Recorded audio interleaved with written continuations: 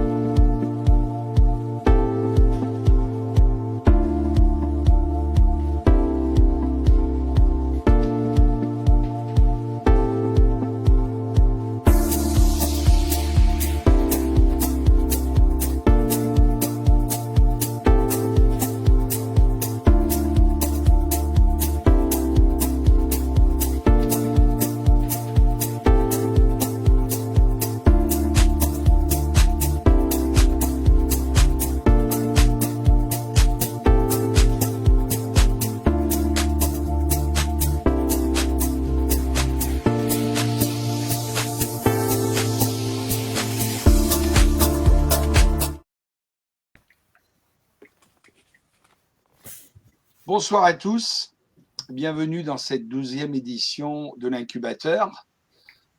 Aujourd'hui, on va reprendre une partie du millefeuille des cahiers des charges. C'est important. On va rentrer un peu plus dans le détail. Je vais laisser la parole tout de suite pour que chacun se présente. Et le premier qui va prendre la parole, ça va être Yves Castera qui va nous parler, et j'espère que vous êtes nombreux à avoir suivi son émission la semaine dernière sur le travail qu'ils sont en train de faire, qui est en train de se faire sur toute la France au niveau des cahiers de doléances. C'est important. Je pense que les gens attendent cela. Ils sont prêts à participer. Ça, c'est la première des choses. Et le fil rouge de l'émission qui arrivera après la présentation de chacun, c'est quel est l'intérêt de rajouter de la proportionnelle sur notre système électoral? Est-ce que c'est possible dans le cadre de la Constitution? Voilà, aujourd'hui, on est parti pour 1 heure. Merci à tous. Merci aux téléspectateurs qui sont là. Et sans plus tarder, Yves, tu démarres? Oui. Allez, si tout le monde m'entend, tout va bien. Donc, merci Roger de m'avoir invité à cette nouvelle émission. Alors, effectivement, les cahiers de doléances. Alors, Emmanuel Macron a dit qu'il avait ouvert les cahiers de doléances, etc. Bon, c'est très bien, sauf qu'ils sont ouverts déjà depuis très, très longtemps. Très, très longtemps. Et une petite alerte, c'est que chaque fois qu'on nous donne une information comme ça, un peu pour nous éblouir, c'est que derrière, il y a peut-être déjà autre chose qui se trame. Enfin, ça, on ne sait pas. Donc oui, on a travaillé sur les cahiers de doléances. Ça fait quand même quelques mois que nous y sommes sur les cahiers de doléances. Alors, comment ça se passe? Alors, moi, je suis dans le 65. Alors, je suis, pour que les invités là le sachent, je suis un des animateurs de l'association Éveil Citoyen dans le 65, dans les Hautes-Pyrénées, et un des co-créateurs de la Fédération d'associations de Gilets jaunes, plus d'autres choses. Et je suis aussi élu au conseil municipal de mon village. Voilà. Dans les cahiers de doléances, donc qu'est-ce qu'on a fait? On a pris contact avec les archives départementales pour prendre rendez-vous, pour travailler sur ce dossier d'envergure. Et on a été très, très bien reçus par le directeur des archives départementales du 65. On a été très, très bien reçus.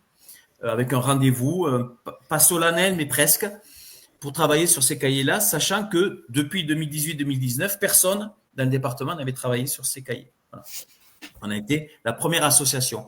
Donc, déjà, premier écueil, c'est qu'on s'est rendu compte qu'aucun parti politique ou autre ne se sont nourris de ces cahiers de doléances pour fabriquer un projet, pour fabriquer une profession de foi. Donc, qu'est-ce qu'on a fait? D'abord, on a demandé au directeur des archives départementales de nous expliquer comment est-ce qu'il fonctionnait. Alors, il y a en gros 2 types de cahiers de doléances. Il y a les cahiers de doléances qui sont ouverts au public et il y a des cahiers de doléances qui ne sont pas ouverts au public parce qu'ils ne correspondent pas à la réglementation, parce qu'il y a de la délation, parce qu'il y a de la xénophobie, etc., etc. Ça, on a pu le comprendre. Sauf qu'on a demandé, nous, des dérogations. Et dans l'intervalle, l'Assemblée nationale a voté la libération de tous les cahiers de doléances. Et les modérateurs, ce n'est plus le gouvernement qui va modérer les cahiers de doléances à modérer, ce sont les gens qui vont les consulter, qui doivent modérer et qui doivent appliquer la loi. Donc, à nous de prendre maintenant connaissance de la loi, ça y est, c'est fait. Et on doit anonymiser ces cahiers de doléances pour éviter de ne pas être dans la loi. Qu'est-ce qu'on a fait? Donc, avec une équipe, on a pris en photo tous les cahiers de doléances, tous. On n'a pas fait d'échantillonnage. On les a tous pris. Les archives du conseil départemental nous a envoyé la partie numérique des cahiers de doléances, c'est-à-dire des photos qu'ils ont prises eux aussi, pas plus. Hein. Et là-dessus, on a utilisé un logiciel de lecture, de reconnaissance de caractère qui fait qu'on a lu les cahiers et le logiciel écrivait sous forme Word toutes les doléances. Voilà. Là-dessus, donc gros travail, hein. N'imaginez pas, gros travail puisqu'il y a environ 300 cahiers de doléances et il y a alors il y a des cahiers qui sont vides, hein, mais il faut compter à peu près 600-700 doléances en gros, dans le département. Ce qui malgré tout est peu. Malgré tout, c'est pas énorme. Mais ça représente, pour une petite asso comme nous, ça représente du travail. Pourquoi? Parce que le gouvernement, lui, quand il va faire ces analyses-là, s'il est fait, il va faire appel à des cabinets. Et là, ça va être un travail par échantillonnage. Ça va pas être un travail dans l'exhaustivité de tous ces cahiers, mais par échantillonnage. Donc oui, pour répondre à Sonia rapidement, ces cahiers, donc ils ont été instruits dans les mairies. Après des mairies, ça a transité à la préfecture et de la préfecture, c'est allé aux archives. Quand on a fait la retranscription de tous les cahiers de doléances, on n'a pas terminé. On a des fichiers Word, à n'en plus finir, des retranscriptions des cahiers de doléances. Donc déjà, il faut tous les relire pour corriger, parce qu'il y a les fautes d'orthographe, on s'en moque, mais alors plus que royal, mais il y a des mauvaises interprétations. Parce que, par exemple, quand il y a plus de TVA, est-ce que c'est plus de TVA ou plus de TVA? Voilà. Donc tout ça, il faut recontextualiser pour savoir que veut dire le plus. Alors des fois, on a refusé de prendre part parce qu'on y mettait une part de subjectivité, et ça, on ne voulait pas mettre de cette part de subjectivité-là. Donc on a laissé des fois le doute. C'est pas grave. Donc c'est la première chose. Une fois qu'on les a relus, qu'on a regardé que tout était exploitable, on s'est posé la question de savoir comment on allait analyser ces cahiers de doléances, parce qu'on veut tout analyser. Alors, il y a deux analyses qui se font.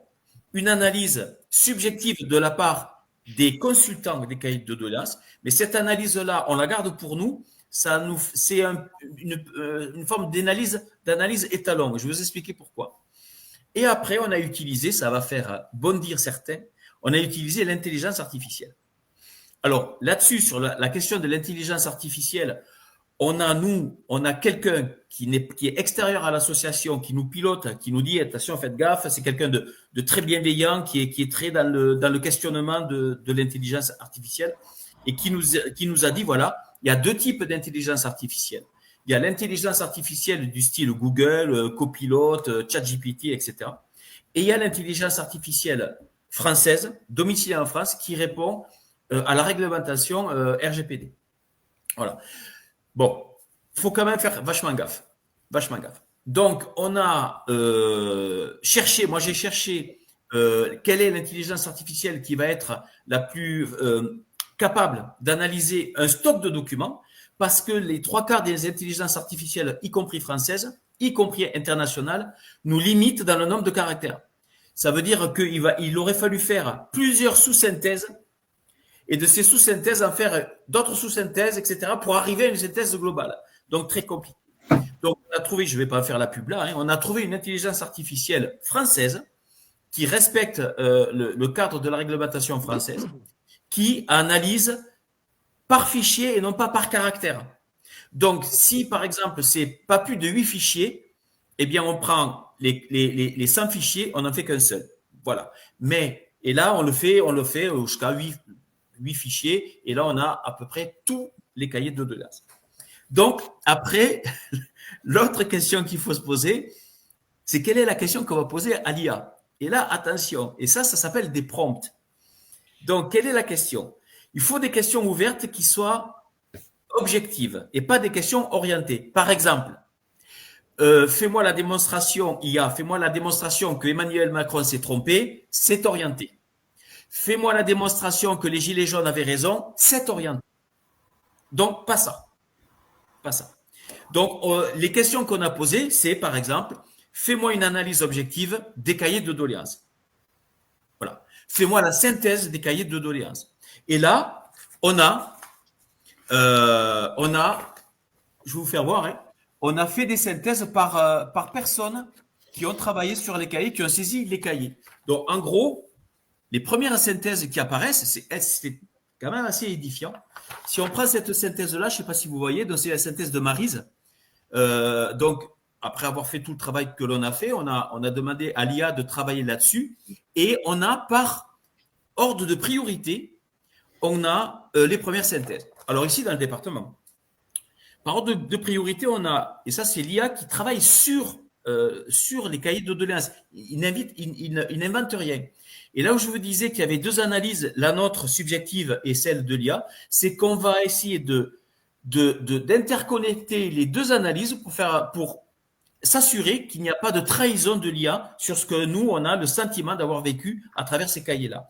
Et en toute honnêteté, avec la collégialité d'éveil citoyen, on s'est rendu compte que c'était assez fidèle. Donc, pour vous donner un ordre d'idée, les premières analyses chez nous, c'est par ordre d'occurrence, c'est la fiscalité et l'économie. Sur toutes les synthèses qu'on a là, alors la synthèse de Maryse, c'est fiscalité et économie en premier. La synthèse de Véronique, c'est fiscalité et pouvoir d'achat. Donc, il y a une petite nuance entre fiscalité et économie et fiscalité et pouvoir d'achat. La deuxième, ce qui arrive en second, c'est pour Maryse, c'est l'institution et gouvernance. Donc là, c'est l'installation du RIC, dissolution de l'Assemblée nationale. Alors, on ne dit pas qu'on est d'accord, hein. On dit que c'est ce qui apparaît. Quorum obligatoire pour les votes blancs, etc. Et pour Véronique, la deuxième, en termes d'occurrence, la deuxième préoccupation des cahiers de doléances, c'est l'écologie et l'environnement. Après, c'est pour donner un exemple. Après, on a demandé de faire la synthèse des synthèses. Dans la synthèse des synthèses, on a toutes les synthèses donc par personne, par consultant, et on a demandé à l'IA de faire la synthèse des synthèses. Alors là, on a le tiercé, le tiercé gagnant, même plus que 3. On a donc fiscalité et économie qui arrivent en premier. Dans fiscalité et économie, on a des sous-répertoires. On a la suppression de la taxe carbone, rétablissement de l'ISF, l'impôt pour tous avec un montant symbolique pour les plus pauvres, revalorisation des retraites et indexation des pensions sur l'inflation, l'augmentation du SMIC à 1 500 € et réduction des frais de succession jugés trop excessifs. Ça, c'est en premier. En second, on a institutions et gouvernance, instauration du RIC, révision de la Constitution, dissolution de l'Assemblée nationale, augmentation de la représentation. Alors, on a des paradoxes. On a par exemple dissolution de l'Assemblée nationale et dans la même phrase, augmentation de la représentativité citoyenne. On va en parler pour la proportionnelle tout à l'heure. On a le quorum obligatoire, etc. En troisième, on a l'écologie et environnement, avec transition écologique, protection de l'environnement, les pesticides, développement des énergies renouvelables, etc. Et puis on a en quatrième, social et solidarité, concertation citoyenne et assemblée sans la présence des élus, justice équitable pour tous et suppression des niches fiscales, soutien accru aux services publics et arrêt de leur dégradation, etc. Et en cinquième, on a critique et réforme politique. Oui, pardon. Non, très bien. C'est comme tu arrives au cinquième plan, de manière, parce que ça va passer très vite. Non, mais c'était super. Oui. D'abord, je t'en remercie. Je te félicite, moi personnellement, toute ton équipe aussi. Voilà, toute ton équipe. J'en connais une ou deux. Oui. C'est un travail énorme. Je veux dire, bravo, merci. Pourquoi? Parce que là, avec, si j'ose dire, et m'en voulez pas, avec Gildas et Jean-Luc, on va arriver avec des gens qui sont plus politiciens que nous. Nous, on est arrivés sur le tard, Yves et moi. Eux, ils sont là depuis pas mal de temps, ils connaissent et tout. Donc, ça permet de faire la transition entre le regard qu'ont les gens, sans dire le peuple, sans dire les gueux, mais le regard du citoyen lambda sur sa situation et sur son environnement. Et ça, c'est important. Alors, juste comme tu l'as dit, c'est presque une profession de foi, ce que tu viens de dire. Voilà. Et je reviens à ce que tu as dit, et je suis tout à fait d'accord avec toi. C'est vrai qu'on n'a peut-être pas vu beaucoup de professions de foi de cet acabit, en tout cas avec un panel tel. Voilà. Et j'aurais voulu, si tu veux, maintenant demander à Gildas, qui lui, à la limite, peut répondre et avoir son regard en tant qu'élu et comment dire, et leader d'un groupe, voilà, et qui a mené déjà beaucoup de campagnes, son regard. Et puis après, mon ami Jean-Luc, qui est de ton coin là-bas, oui. qui lui, un peu comme Gildas, je veux dire, il a de la bouteille et tout. Mais ce qui serait intéressant, c'est qu'avec Gildas, on va voir, me semble-t-il, connaissant j'allais dire l'homme, oui, connaissant l'homme, il va avoir une vision beaucoup plus globale, beaucoup plus générale. Et ça, c'est bien, parce que faut tenir compte des différents regards et approches des gens en général. Et après, on pourrait avoir le côté spécialiste, régionaliste de Jean-Luc, qui va reprendre un petit peu, nous dire son point de vue. Et à partir de là, on aura bien, si j'ose dire, fait un petit peu le tour du panel. Et si vous voulez, une fois que vous aurez fait vos deux interventions, j'aimerais bien qu'on aborde dans tout ça l'intégration de la proportionnelle dans la Constitution française présente plusieurs intérêts, voilà, ou plusieurs inconvénients, et qu'on en discute, à quoi ça pourrait servir, et par rapport à tout ce qu'on vient d'entendre, comment elle pourrait se hiérarchiser, puisqu'on se doute que cette proportionnelle, elle ne va pas être en bloc en général de partout comme ça, qu'il va bien falloir qu'elle vienne réajuster. Et moi, en tant que citoyen, j'aimerais bien savoir quelle est l'idée de leur réajustement pour leur dire dès le départ, avant qu'ils nous proposent quelque chose, ça, c'est pas bon, on n'en veut pas. Vous voyez ce que je veux dire, pour éviter de perdre du temps. Roger, juste une dernière phrase pour terminer, Oui. juste pour conclure.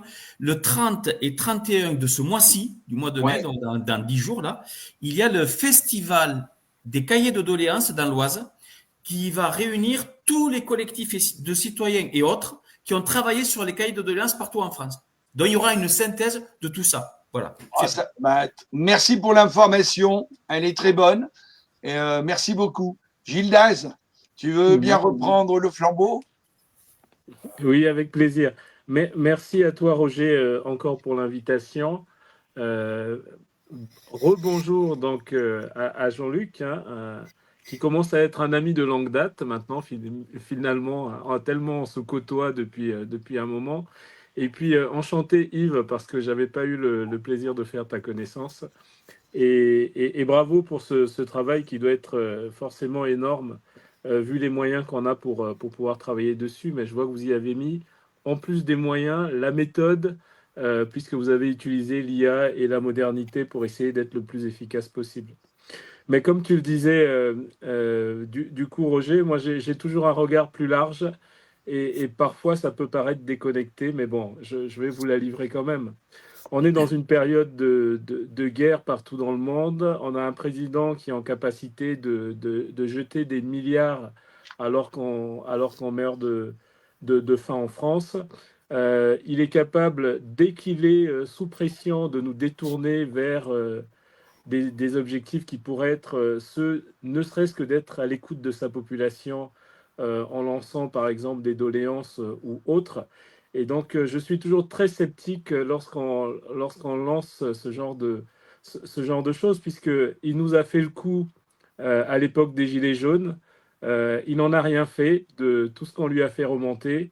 Les synthèses, ils les avaient. Il y avait eu des synthèses. Il y a eu des points forts, 10 points qui sont revenus dans le RIC, dans la partie économique, dans l'imposition, etc. Des choses qui font juste que le français moyen avait juste besoin d'avoir à manger dans son assiette. Il a balancé quelques millions pour nous tenir tranquilles. Et quand on voit les milliards qui balancent aujourd'hui pour la guerre, on peut se poser des questions sur les difficultés que la France connaît, sur les difficultés que nos hôpitaux connaissent, puisque je suis docteur en santé publique, donc je suis très sensible à ces questions-là, parce qu'il y a des morts derrière toute cette non prise en charge de l'humain. Et donc, je trouve toujours ça un peu déconnecté de nous lancer sur des pistes, comme si on nous donnait à manger, pour qu'on puisse peut-être moins regarder ce qui est en train de nous tuer aujourd'hui. Et donc, voilà, c'est une analyse un peu globaliste, mais ça n'enlève en rien le fait que nous sommes tenus de faire le travail et le fait que des groupes comme Yves le font, c'est quand même important. C'est d'autant plus important que nous allons rentrer dans une période où la plupart d'entre nous vont rentrer en campagne pour les municipales. Et donc, rentrer en campagne pour les municipales sans être à l'écoute des besoins de la population, c'est juste pas possible. Donc, je trouve que là, pour nous, le plus important, c'est de pouvoir dire aux gens, le français moyen ou les gens moyens qu'on rencontre dans la rue, voilà comment on a travaillé et voilà ce qu'on vous propose. Quoi, ça vient pas de nulle part, c'est pas juste on vient vous voir sur 2, 3 entretiens, on fait de la participation à Libye et on ne vous écoute pas. Voilà ce qui est ressorti, voilà le fond. Après, le petit risque que j'y vois, c'est vraiment de savoir le remettre à jour aujourd'hui, puisque au bout de 5, 6 ans, voilà, les choses évoluent aussi, les besoins aussi de la population évoluent. Je vois juste par exemple l'écologie, hein, moi je milite aussi pour l'écologie, mais on voit bien que la priorité écologique n'est plus aussi importante qu'elle l'était il y a juste 3, 4 ans. Tu vois, comme quoi les besoins et les priorités évoluent aussi dans la tête des gens. Moi, c'est juste cette analyse globale que je voulais faire sur ce point-là. Sur le deuxième point, je t'ai écouté, Roger, du coup, dans ton introduction sur l'intercommunalité. Moi, je suis un anti-intercommunalité, même si je suis élu à l'agglomération du coin. Toutes ces grandes machines, je trouve que la loi NOTRe de Chevènement en 99, qui a lancé ces questions d'intercommunalité, était noble et elle était bien tant qu'on avait des intercos de petite taille. Maintenant qu'on est dans des agglos, des métropoles, des max stands, pour en faire partie, sincèrement, on vote parfois juste pour... on ne sait même pas ce qu'on vote, en fait. Les choses passent et puis voilà. Même quand on essaie de s'intéresser au dossier, on n'a pas toutes les infos et on a l'impression de faire partie d'un gros truc, une machine qui passe sans nous. Et donc ça, c'est vraiment triste. J'aimerais qu'on puisse évidemment revenir à la base des intercommunalités, si on doit revenir à une base. Ça me paraît important. Après, sur la question de ces intercos, le fond pour moi, c'est la question de la désertification de nos communes rurales, puisqu'on favorise dans ces intercos souvent la ville-centre, et on est en train de laisser mourir nos petites communes, le clocher de l'église, les terrains de foot, etc. Je parle de terrains de foot parce que je suis entraîneur de foot en ce moment. Et pour trouver des joueurs dans nos petites communes, bah, on n'en trouve plus parce que les jeunes partent.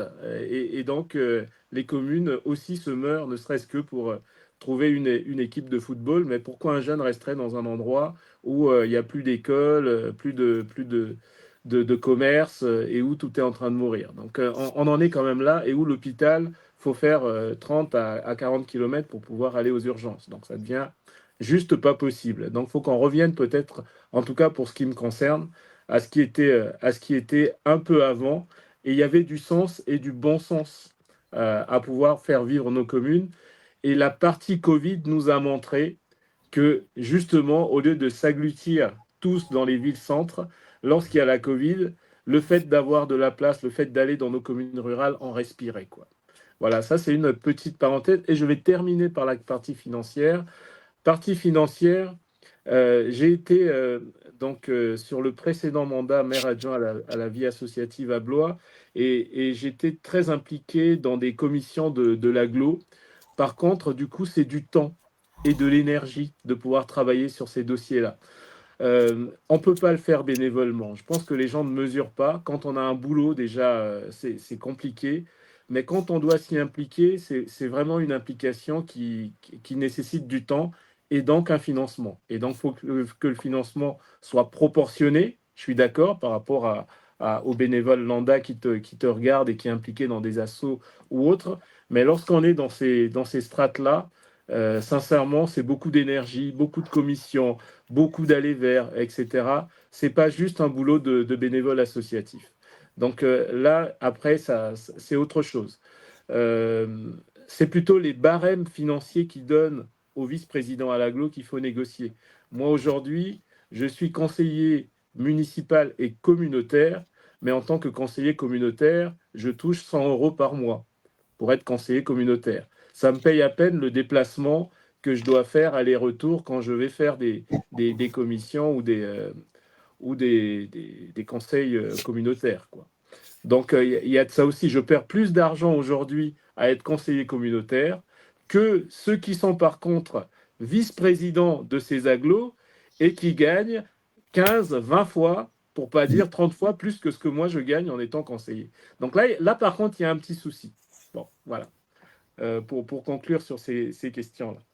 Alors, je te remercie. Moi, quand j'ai dit ça, c'est les retours, parce que les gens se posent des questions, ils vivent au quotidien. Et c'est vrai que la manière dont tu viens de dire, et c'est pas pour te faire plaisir, mais ça donne du sens, ça a du sens. Ça a du sens parce que là, on peut se poser, on peut discuter, et à la condition que ceux qui sont en place soient prêts à accepter et dire dans l'intérêt général. Dans l'intérêt général, il faudrait rentrer dans une telle démarche. Et ça c'est du bon sens. Mais je note, pour l'élu que tu es et tout ce que tu fais, que toi, en tout cas, avec ton mouvement La France Autrement, effectivement, c'est une autre façon de prévoir et de faire. Donc, c'est une bonne complémentarité. Et je t'en remercie. Et je vais passer tout de suite par rapport à ça, toi qui étais d'ordre général, je vais dire à notre local, si j'ose dire, mais sans que ça soit péjoratif. C'est une très belle région, une très grande région. Et on va donner la parole, s'il veut bien la prendre, à notre ami Jean-Luc. Oui, bonsoir. Juste pour la croix d'Ichat, Satotes, quand même, il faut bien que je prononce quand même quelques mots en occitan, parce que sinon il me manquerait quelque chose, je serais en déséquilibre. Bon, alors, donc merci Roger de l'invitation. Donc Yves, on s'est déjà croisé sur une autre émission. Bon, alors Gildas, chaque fois que je vois Gildas, je suis vraiment très, très content, mais je le dis franchement, parce que il y a plein de choses, on se croise plein de fois et tout, et c'est très bien. Après, on est dans des groupes, on part à l'attaque dans les mêmes groupes et tout, dans les conditions que l'on essaie de faire en ayant des tout petits groupes qui n'ont rien à voir avec des groupes politiques dont je faisais partie avant. Hein. Et je suis aussi dans les responsables d'ailleurs d'un groupe politique. Alors, donc, évidemment, quand on regarde la différence, on se dit bon. Nous avons fait un choix, on n'a pas fait celui de la facilité. On a dit non, il faut quand même que l'on voit de changer certaines choses et tout, et on va essayer de le faire autrement. Que l'on y arrive ou que l'on n'y arrive pas, en tout cas, on lèvera ou on réveillera quand même quelque chose. Alors, Gildas, quand il parle, je le dis franchement, c'est que plus que ça, d'ailleurs, je ne peux être que comme ça, c'est la vérité. La vérité, parce que, et là je suis bien content de savoir qu'Yves occupe aussi des fonctions en tant qu'élu. Ce qui me gêne souvent dans des débats ou dans des échanges comme ça et tout, c'est des fois d'être devant des personnes qui sont assez, on va dire, réactives, mais je vais pas dire tout le temps négatives, mais malgré tout qui n'ont pas eu de responsabilité politique. Et souvent, ça déphase complètement et ça déséquilibre totalement le débat et on peut plus, puisque nous, qui avons mené. Moi, j'étais élu 20 ans, j'étais adjoint au maire de ma ville, tout ça et tout. Bon, dans la communauté de communes aussi, tout. Donc, en fait, je suis plus élu juste depuis les dernières municipales. Et le fait est, c'est que après, on part trop loin. Donc, on arrive, en fait, quand on discute de telle ou telle chose, on s'éloigne totalement de la vérité. Or, en fait, nous, ce qu'on a fait avec Gildas, c'est que nous, la vérité, on l'a vue et on la voit en tant qu'élu et tout. Et on dit, il faut pas faire comme ça parce qu'en fait, finalement, on sent que l'on a été élu, on a été choisi pour représenter des personnes et représenter, bien entendu, des idées, et qu'après, on s'est trouvé pris dans une espèce de système qui finalement a tendance, plus que tendance d'ailleurs, à éloigner les élus du peuple et des citoyens. Et à partir de là, forcément, il faut réagir. Donc, on essaie de faire quelque chose et de proposer nos idées, mais avec le plus de vérité et de conscience possible. On sait, on y croit vraiment parce que c'est possible de le faire, et on est toujours plus ou moins bloqué par des États politiques, on va dire, hein, ou des groupes politiques qui finalement ne se préoccupe peut-être pas assez de ce qui se passe et dont s'éloigne énormément des citoyens, encore une fois, et de la réalité. Donc là-dessus, je comprends, l'enchaînement est facile, hein, très facile. Je comprends le travail d'Yves et de tout le groupe qui est à côté. Bon, bravo pour ce courage, énorme courage, parce que je vois. Et je le comprends, et je comprends. Au niveau des cahiers de doléances, bon, je ne vais pas dire que c'est mal qu'il y en ait. Non, au contraire, c'est bien qu'il y ait des cahiers de doléances. Mais s'il y a des cahiers de doléances comme ça, ce qui me fait penser des fois à certaines royautés qui avaient utilisé ce système, hein, juste en passant, en revenant un peu à l'histoire quand même, parce que souvent quand on fait de la politique, il faut quand même jeter un œil sur l'histoire, hein, parce qu'on s'aperçoit que les personnes, même si elles ne portent pas le même nom, si elles s'appellent président ou pas président ou autre, ou telle autre fonction et tout, des fois, j'ai l'impression d'être dans un monde un peu féodal. Alors, donc, on met des cahiers de doléances pour dire aux gens, bon, ce qui ne va pas, évidemment, ce qui ne va pas, c'est des doléances. Bon, c'est sûr, et c'est ça qui prouve ce que j'ai juste dit avant, c'est-à-dire que les élus, dans le système où l'on est aujourd'hui, les élus, ils se sont eux-mêmes, ou on les a éloignés carrément de la vérité, donc du territoire. Et à partir de là, quand on dit, mais pourquoi, Jean-Luc, mais pourquoi es-tu parti comme ça, de groupes avec des idées quand même plus ou moins similaires avec celles que vous développez, mais sauf que l'on est régionaliste. On n'est pas indépendantiste, hein, je le précise. Hein. On est régionaliste, hein, c'est bien clair. Dans cette région, dont d'ailleurs la nôtre, Yves, on n'habite pas très loin, le département voisin, le Gers et l'Haute-Pyrénées, bon, c'est sûr qu'on a sûrement beaucoup de points communs à voir un petit peu les choses, comment elles se passent. Et notamment, tout à l'heure, on a parlé de la désertification un petit peu au niveau du monde agricole, quelque chose qui dure maintenant depuis un peu plus de 100 ans. Donc, je comprends les cahiers de doléances parce qu'aujourd'hui c'est une nécessité, parce que le monde politique s'est trop éloigné finalement du citoyen qui au départ lui fait confiance. Donc, je répète, je suis admiratif devant le courage qu'il faut pour arriver à tomber ces cahiers de doléances, à les lire, à les classer, c'est ce que tu fais et ce que tu as dit d'ailleurs. Donc bravo à vous. Nous sur le terrain, je pense que peut-être Gildas, il le voit comme ça. Sur le terrain, on y est tout le temps. Tout le temps, on aime voir les gens, on aime discuter avec les gens. Et pourquoi tu fais la politique? Ça te rapporte quoi? Moi, ça me rapporte rien. Donc, j'aimais beaucoup l'histoire de Gildas tout à l'heure, l'exemple qu'il a donné qui est une vérité. Et là, je suis pas élu, déjà, premièrement.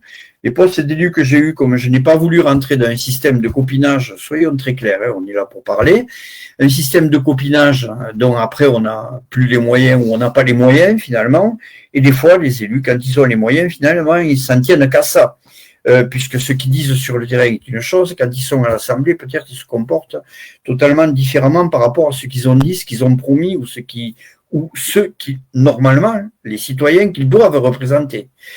Donc, le problème des territoires est absolument énorme.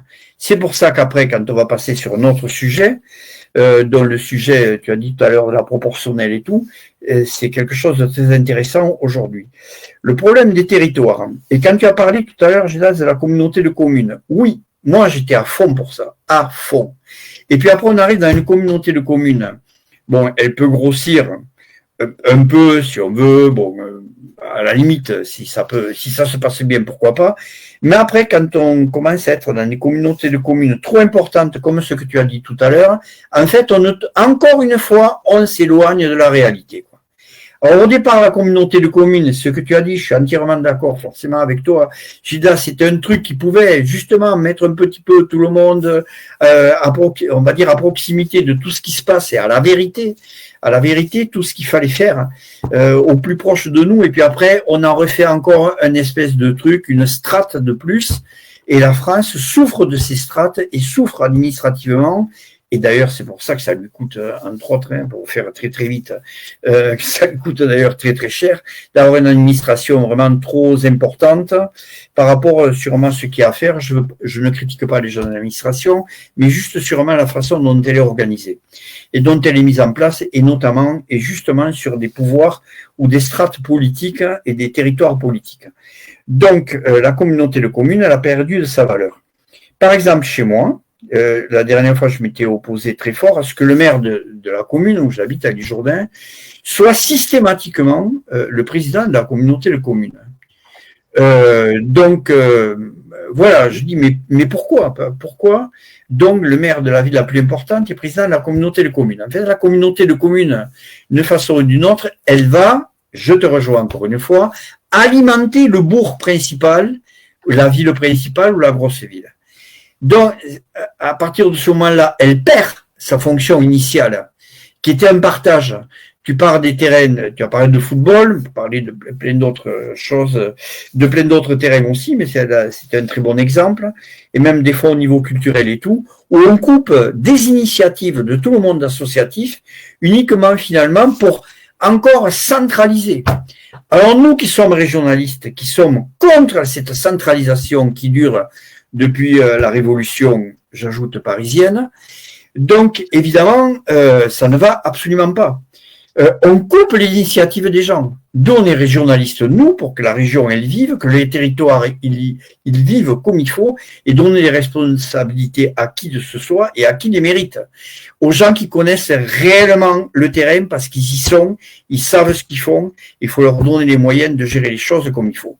Voilà. Bon, donc, après, continuer très longtemps là-dessus, mais les communautés de communes, tu as pris un exemple vraiment très fort et très actuel où il est en train de perdre de sa valeur, et c'est là où c'est un problème. Des fois, on arrive à faire des réformes, on peut y croire puisque l'esprit est bon au départ, et puis après, finalement, ça change un peu, ça diverge, et on arrive où la communauté de communes, telle qu'elle est actionnée, telle qu'elle fonctionne aujourd'hui, c'est des personnes qui viennent dans des conseils municipaux des villes et des villages qui la font, ça c'est sûr. Seulement, après, ce que je reproche aux communautés de communes, c'est que finalement, après, le citoyen lui-même, il ne sait pas réellement ce que c'est. Que fait la communauté de communes? Voilà, que fait la communauté de communes? Alors, on va lui dire, il peut aussi se poser la question, mais que fait finalement au conseil départemental, que font les élus du conseil départemental? Mais c'est pas la même chose. Mais alors, qu'est-ce qu'a fait la mairie là? Puisque finalement, c'est les gens de la ville la plus grande qui gèrent la communauté de communes. Mais où est la différence entre ces trois choses, on pourrait des fois dire, quoi. Et là, je m'arrête là, parce qu'après, s'il faut continuer avec les départements, les régions et tout, ben, c'est pire, quoi. Voilà déjà ce que j'avais à dire. Bon, bravo Yves, continue. Je ne sais pas quoi te dire, j'espère que le système que tu fais va fonctionner. Moi, je suis toujours optimiste en politique, malgré tout. Mais après, des fois, je dis, nous, on est sur le terrain. Et on est bien content d'avoir des gens comme toi qui, finalement, attaquent les choses d'une autre manière. Donc, oui, on va te laisser répondre. Mais après, on passe au deuxième sujet, qui est l'intérêt de la proportionnelle. Voilà. Quel est l'intérêt ou quel est l'inconvénient de la proportionnelle au niveau national, au niveau local ou au niveau, justement, des millefeuilles qu'on vient de parler? Je vais faire le lien. Pour reprendre un peu tout ce qui a été dit et par rapport à ce qu'a dit Gildas, effectivement, quand on entend la population dire oui, mais les élus, il faut qu'ils soient bénévoles parce que faire de la politique, ce n'est pas s'enrichir. C'est aussi ce que dit Jean-Luc, c'est-à-dire une méconnaissance terrible du monde politique par les citoyens. Une méconnaissance terrible, doublée d'une défiance du politique qui a beaucoup trahi pendant de nombreuses années le citoyen. Du coup, les pauvres bourgs que nous sommes, qui nous vouons au collectif municipal, et alors ça nous coûte plus que ce que l'on gagne effectivement, et puis en termes de vie de famille c'est très compliqué. Voilà, il y a cette méconnaissance-là. Après, faire un petit rappel historique, et tu as raison Jean-Luc, par rapport aux communautés communes, aux COMCOM, aux agglos, etc. Rapidement, et ça c'est dans les cahiers de doléances, les communes ont été créées en 1789 sur le territoire paroissial. Et l'idée, c'était de décentraliser, un peu, on était dans le jacobinisme quoi, à l'époque. C'était de décentraliser pour que les territoires, comme tu l'as dit Jean-Luc, puissent retrouver une certaine souveraineté. Et on a établi les communes sur le territoire paroissial. Sauf que aujourd'hui, avec les communautés de communes, eh bien, on fait machine arrière. On repère notre souveraineté au niveau territorial pour un budget colossal. Mais là où il y a un problème, il pourrait y avoir effectivement des communautés de communes, mais de communes d'égal à égal. Mais quand on a une communauté de communes avec une grosse ville qui est une préfecture, qui est dans la même communauté de communes qu'un village qui fait 300 citoyens, c'est insupportable. C'est insupportable. D'autant que les dotations de l'État aux communes ont diminué. Ça veut dire que sur la ligne de départ, on y est tous, mais à l'arrivée, il n'y a que ceux qui ont de l'argent qui arrivent au bout, quoi. Et voilà. Donc là, il y a ce petit défaut.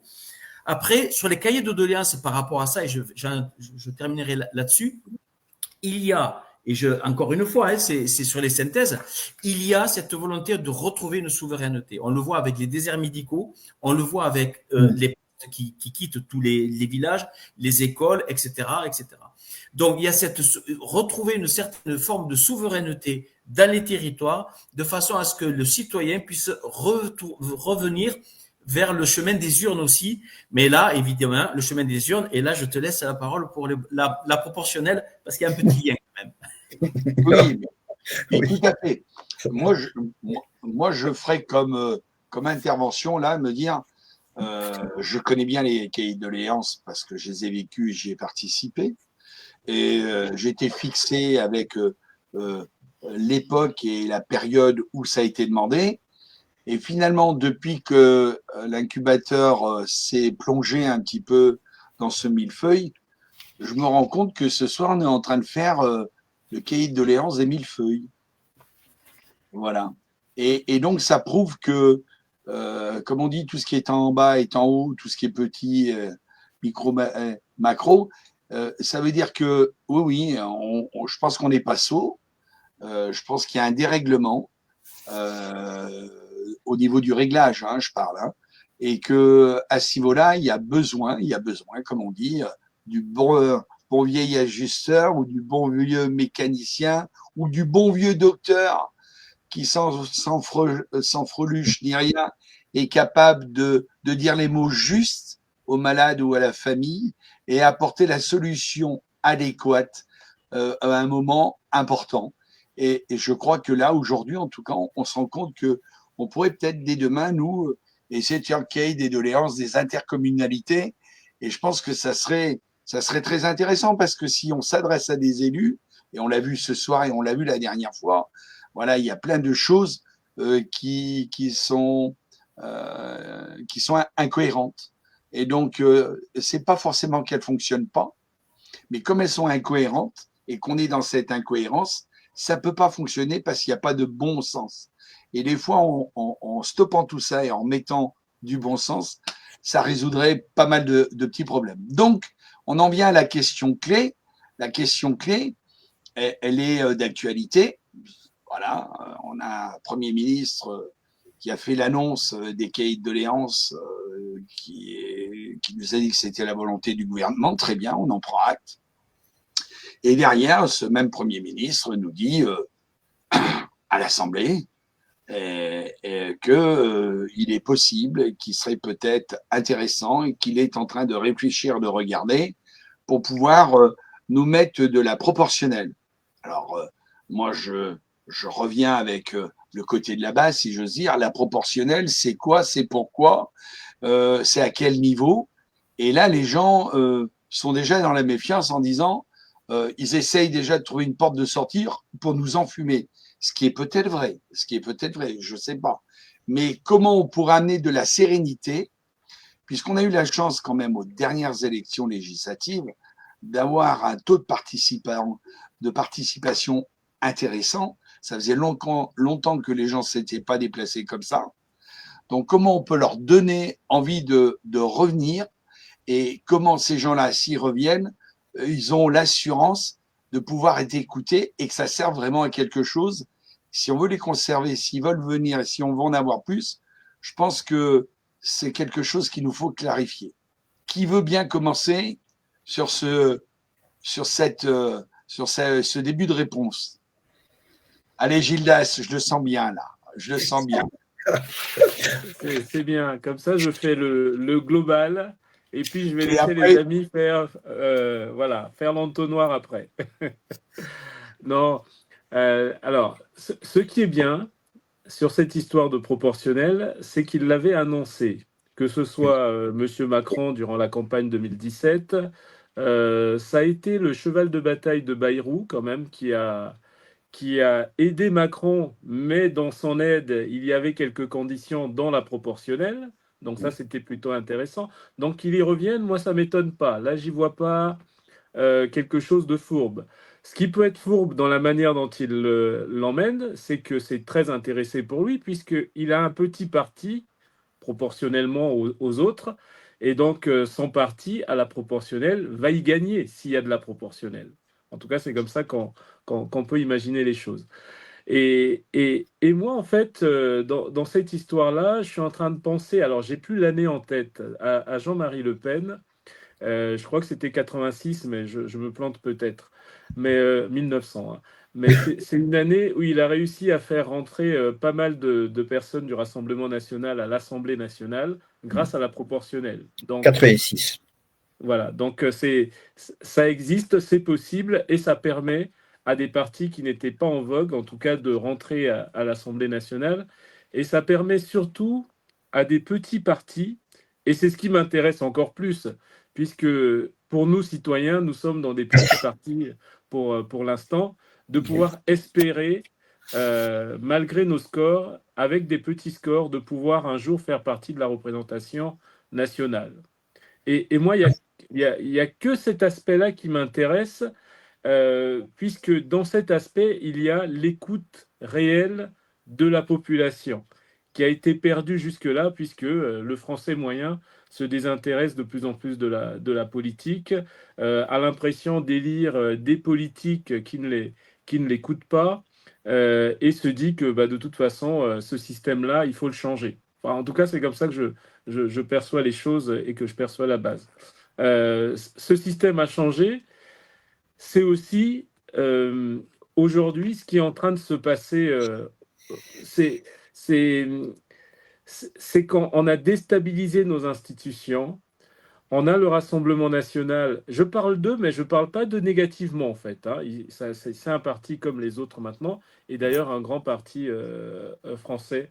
Et donc, il faut le mettre au même niveau que les autres, quelles que soient nos opinions.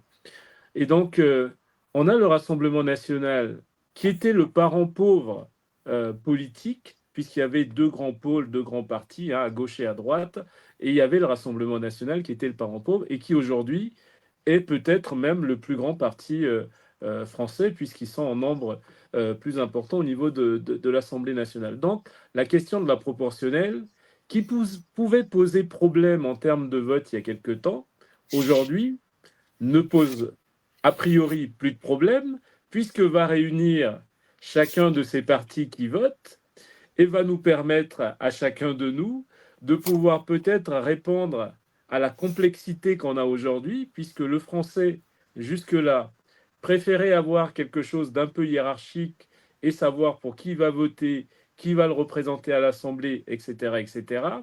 Et aujourd'hui, on a quelque chose de l'ordre d'il y a plusieurs partis, il n'y a pas forcément de majorité écrasante à l'Assemblée, et donc il va falloir se parler. Et se parler, pour moi, c'est exactement ce qui nous manque dans ce pays. La véritable participation, implication citoyenne, où on est en capacité de se parler pour trouver des solutions et pas avoir la valse des premiers ministres et pas avoir l'incapacité de voter des lois comme certains pays le font. Est-ce que la France, la vraie question, est-ce que la France est capable de le faire? Mais l'autre question, c'est est-ce que la France n'y est pas contrainte aujourd'hui de pouvoir discuter? Et est-ce que le petit plus qui va permettre que cette discussion ait lieu n'est pas la proportionnelle? Et donc pour moi, oui, c'est la proportionnelle. Là, c'est mon avis un peu plus personnel. Et c'est un avis intéressé aussi, hein, je vous l'avoue, parce que la dose proportionnelle ou la proportionnelle, puisqu'il y a plusieurs proportionnelles possibles, intégrales, peut permettre, je dis peut, parce que après il faut rentrer dans des explications, mais je risque d'être trop lent, peut permettre à des petits partis comme, je ne vais plus dire petits, sinon je vais vexer Governatori, mais des partis comme Écologie au centre, par exemple, pourraient demain avoir des députés à l'Assemblée beaucoup plus facilement et beaucoup plus rapidement que si on reste dans ce système aujourd'hui qui rend difficile de pouvoir arriver à ça. La seule inconvénient, si on rentre dans ces doses de proportionnel, et là aussi c'est quelque chose qu'il faudrait rajouter pour pouvoir favoriser l'opinion publique et donc permettre le vote, ça ne serait pas de dire dans un petit département comme le mien où il y a 3 députés, s'il n'y a que 3 députés, sincèrement, ce n'est pas le petit parti du coin, entre guillemets, qui risque de pouvoir être représenté à l'Assemblée. Et donc, il y a quelque chose de l'ordre de favoriser aussi l'arrivée à l'Assemblée de petits mouvements comme les nôtres, qui disent quelque chose, qui représentent quelque chose en nombre de voix, puisqu'on l'a vu aux européennes, hein, on était ensemble avec Jean-Luc, on a fait un travail énorme, et je rends aussi grâce à Jean-Marc Governatori qui a fait un travail monumental, mais la presse ne nous écoute pas, ou nous écoute très peu, et quand on sait que la presse fait le vote et fait l'élection, eh bien on se retrouve toujours en parent pauvre. Et si, la question que je pose, et je termine par ça, et si la proportionnelle pouvait permettre à des partis moins importants de pouvoir être plus écoutés et donc d'avoir plus de voix de presse et donc d'exister un peu plus au niveau de l'Assemblée. En tout cas, moi, je l'appelle de toutes mes forces, pour le coup. Mais il faudrait que toutes ces conditions soient réunies et qu'on ait une véritable proportionnelle, mais aussi que le système se mette au service de la proportionnelle et des partis citoyens comme les nôtres. Très bien. Jean-Luc, tu rebondis ou tu préfères, faire le mot de la fin? Alors, c'est très bien finalement à la suite de Gildas parce qu'il dit le combat que l'on a mené pour les élections européennes. Bon, au départ, il y a, je pense 38 listes, je crois, et à la fin, dont nous, par exemple, on a 7 listes finalement qui nous ont proposé des places. Et après, il y a des discussions d'un sens à un autre. Bon, c'est bien ce que c'est Gildas et qui nous ont amené avec justement M. Governatori qui a fait un travail énorme. Ça, il faut vraiment le reconnaître. Et après, il a ouvert, donc, par exemple, sur nous, régionalistes, parce que c'est une conviction qu'il a, parce qu'on l'avait déjà entendu quand même, on le connaissait, on se connaissait déjà avant et tout. C'est quelque chose qui lui paraissait évident parce qu'on sera, à mon avis, sauvé par ça, c'est-à-dire par l'addition de toutes ces choses-là, dont forcément des élections proportionnelles. Pourquoi? Mais c'est pas très compliqué. Quand on va aux élections européennes, dont on a l'occasion de discuter avec d'autres groupes dans d'autres pays européens, évidemment. Et on s'aperçoit que finalement, avec la Grèce, hein, souvent on le dit en exemple, on est les pays les plus jacobins vraiment d'Europe.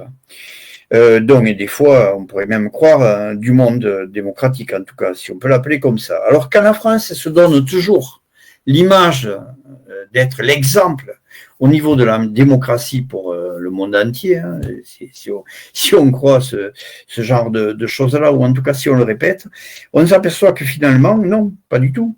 Pas du tout, puisque en rapport aux autres pays européens, où les régions déjà ont beaucoup plus d'importance et où ils sont dans des régimes ou en tout cas dans des proportionnels, avec des proportionnels. Nous, non, pas du tout. Nous, rien du tout.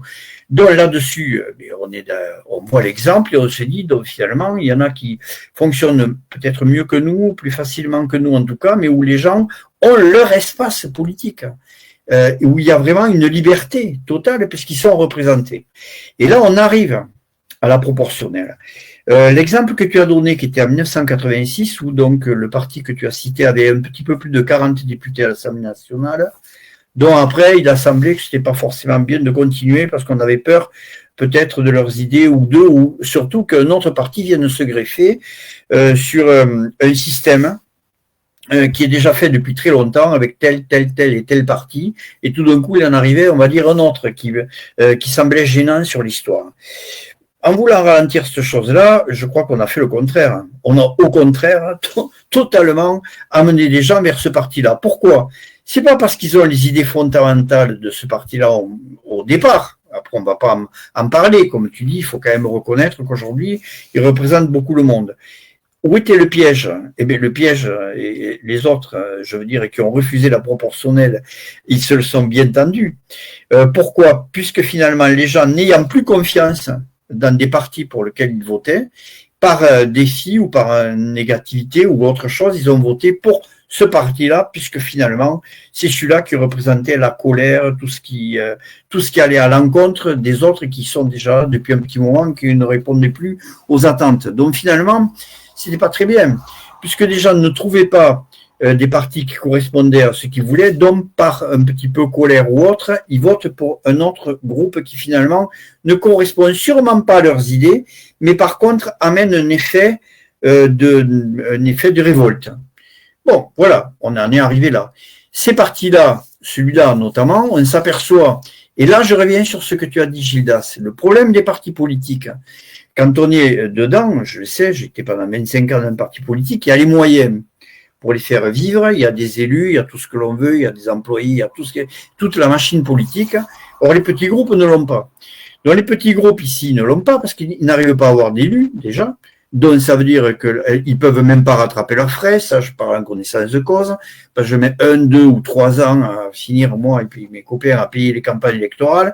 Quand on a fini d'en payer une, et on a peut-être même, comme la dernière fois, même pas fini de la payer, qu'on rentre sur une autre. Bon, donc, évidemment, ça, les partis politiques n'ont pas ce problème-là. C'est pour ça que finalement, ils sont très loin de l'idée politique qu'il devrait y avoir en chacun de nous. Ils détournent les gens vraiment de la politique.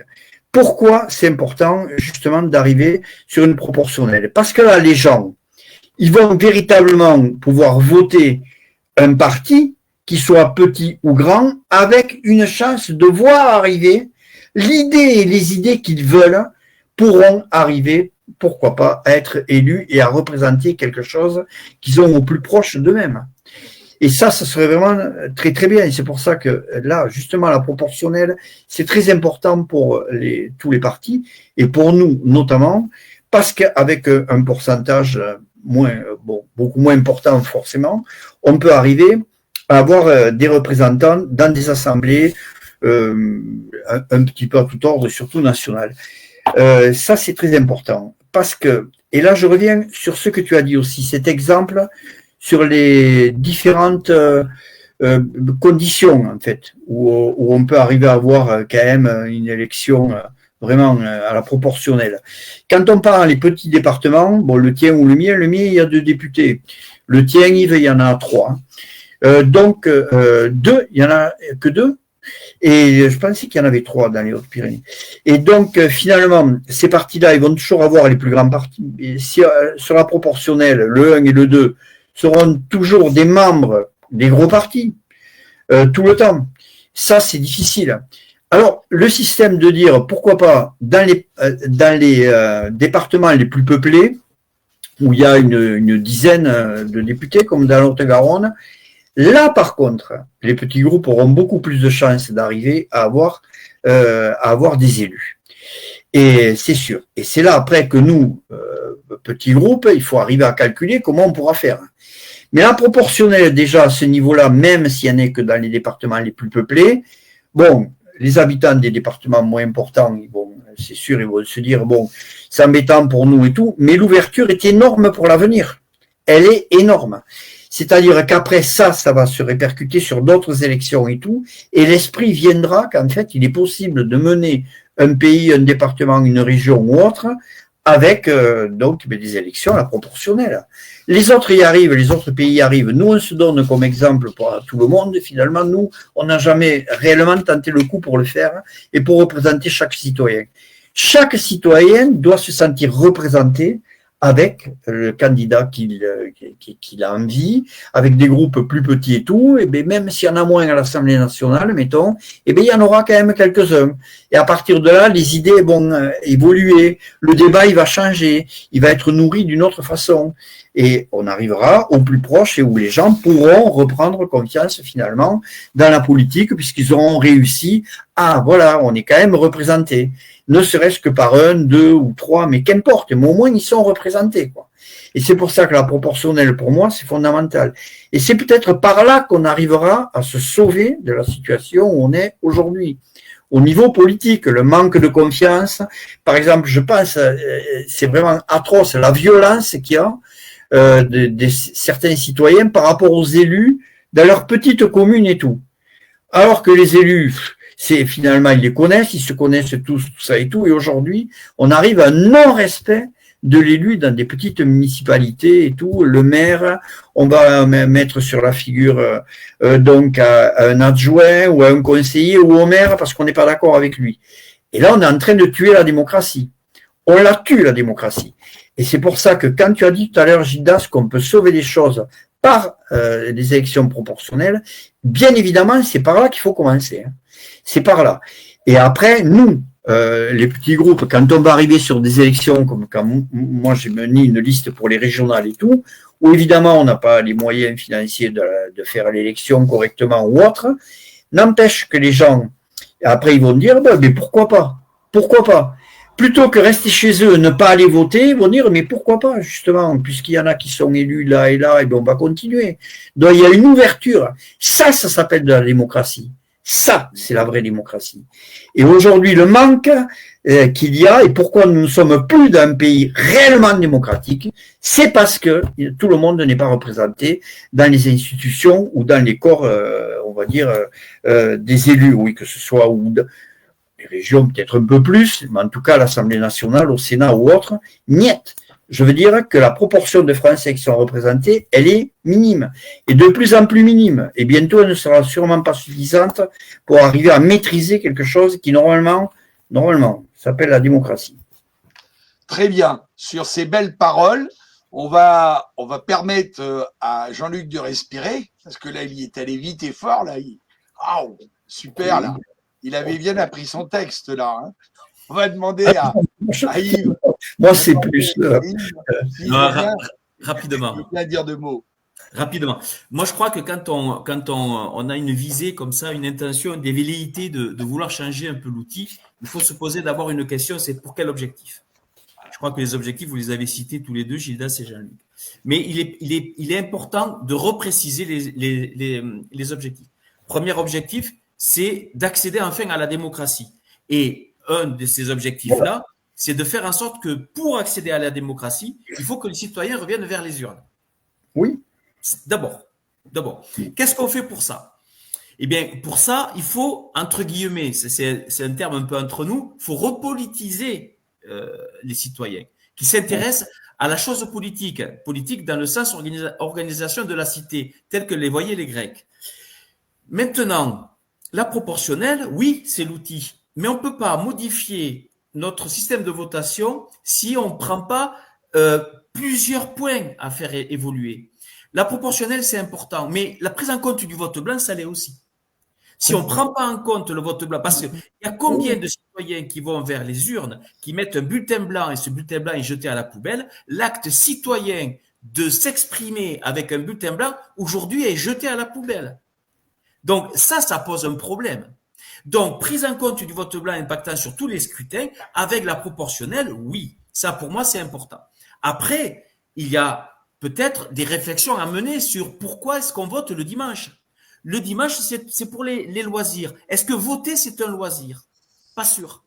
Est-ce que symboliquement, il ne faudrait pas mettre le jour du vote ailleurs qu'un dimanche? Je ne sais pas. Je pose la question. Parce que voter n'est pas un loisir. C'est un devoir citoyen. Après, la question de la proportionnelle, effectivement, pour moi aussi, vous avez raison tous les deux, tous les trois, ça fait partie des solutions à mettre en place. Mais ça va présenter aussi quelques problèmes. C'est-à-dire qu'il va falloir revoir le mode de fonctionnement de l'Assemblée nationale. Parce qu'on n'aura plus de groupe parlementaire majoritaire. On aura une fragmentation du paysage politique à l'Assemblée nationale, ce qui est une excellente chose.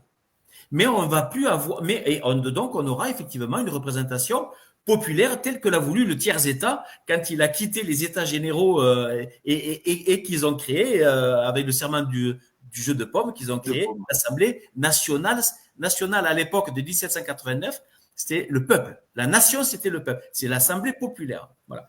Donc ça, voilà, c'est juste ces points-là. Moi, je me suis présenté aux législatives aussi. Donc, Jean-Luc, d'accord avec toi, on continue à payer. Bon, moi, j'ai terminé de payer, mais ça a été une catastrophe. Il a fallu signer un papier comme quoi on refusait de passer dans les médias parce qu'on était sans étiquette. Enfin, bon, bref, un vrai problème. Donc, j'en finirai là. Oui, effectivement, la proportionnelle, d'accord, à condition qu'on modifie aussi les tenants et les aboutissants de l'acte de voter.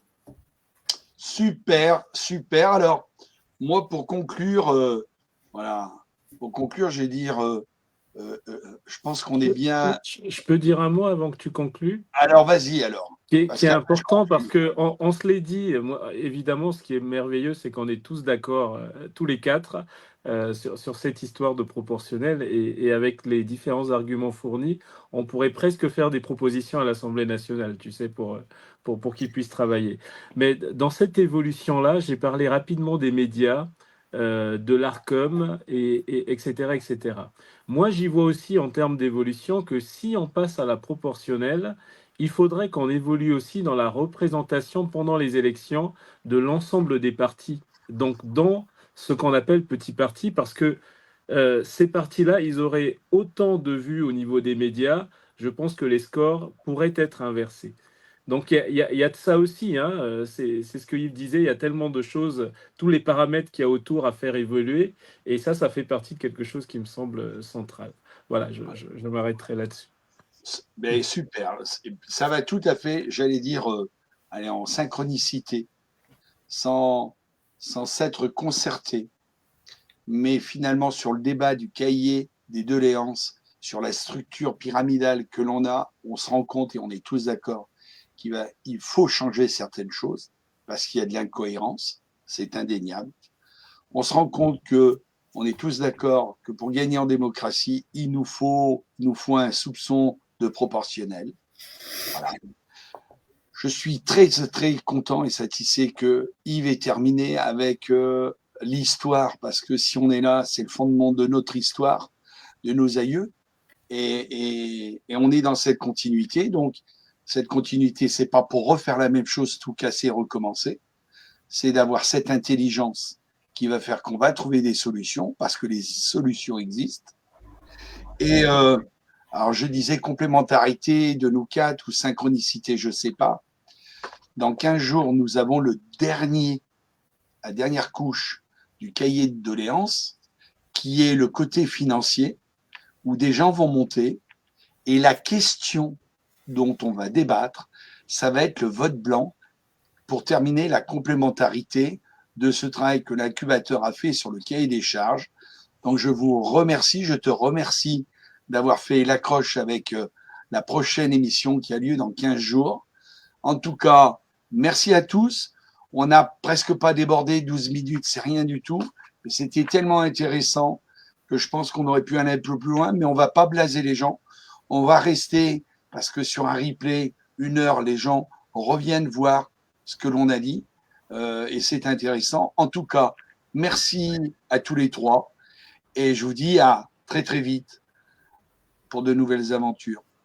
Ciao, bonne soirée, merci. Allez.